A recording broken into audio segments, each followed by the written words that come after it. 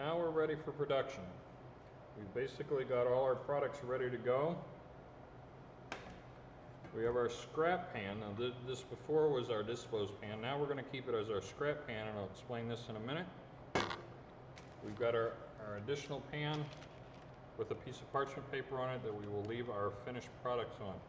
Now in competition, like for FCCLA and for knife cuts, I strongly suggest that you use a template, and you can actually do that with printed material underneath.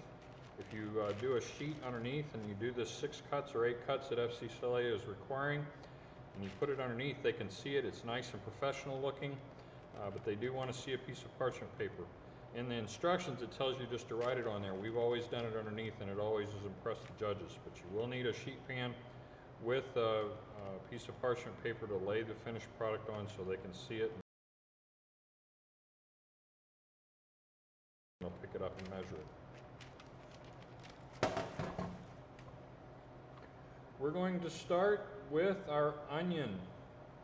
And again, anytime that we're working with a product that's round, we want to try to make it flat. So that's the reason we cut it in half. So you're going to leave the flat side down. We also want to make sure that we're cutting into, or have the onion with the root edge facing away from us, okay, away from the knife or the cutting area that we're going to be doing. The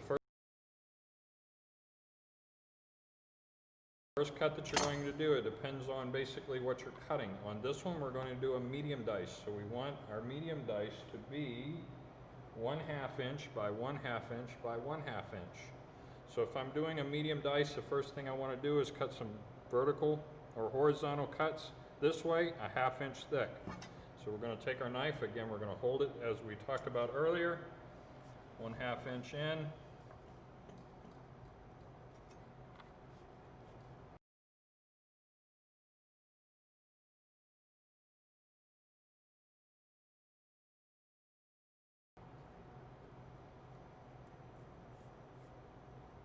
And depending on the size of the onion, sometimes it's 2 cuts, sometimes it's 3. Then we're going to take our bear claw. Again, when we're working with a knife, we want to use our bear claw. So anytime we do this, basically what we're doing is running the top edge of the knife against our knuckles as a guide. And we're moving our hand back as we're doing that rocking motion into the product. Okay? So on this one, we're going to take our guiding hand.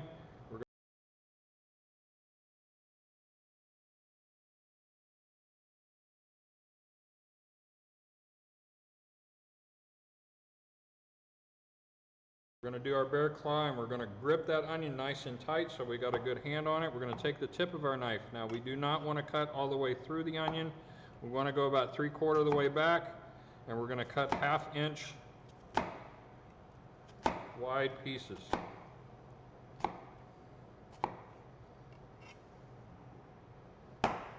We're going to take our guiding hand again, turn the onion sideways, and we're going to cut 1/2 inch pieces into it.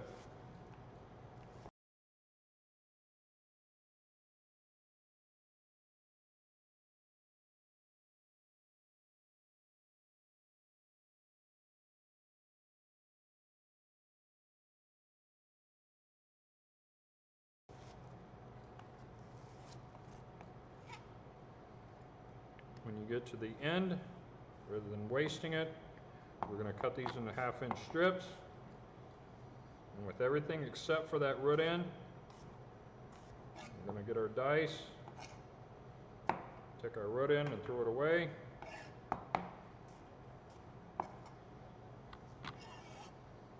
Now we have a 1/2 inch diced onion. Again, depending on the size that you're doing, I'm going to demonstrate one more here. When we move objects, especially for competition, we do not want to use a knife to move the object. It's a huge safety issue. They will nail you big time in points, okay? The reason why is if you're scraping it here and it slips, then you're going to get cut. You'll be walking around the kitchen or the prep area that you're working in. You can hurt somebody else. So we do not use knives to transfer objects. We take a bench knife,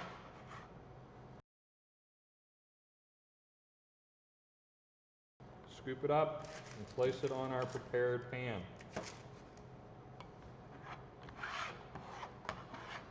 Just makes cleanup a little bit easier and a lot safer. So now we've got everything off of our pan. Now we want to take and wipe everything off so that we can produce our next cut.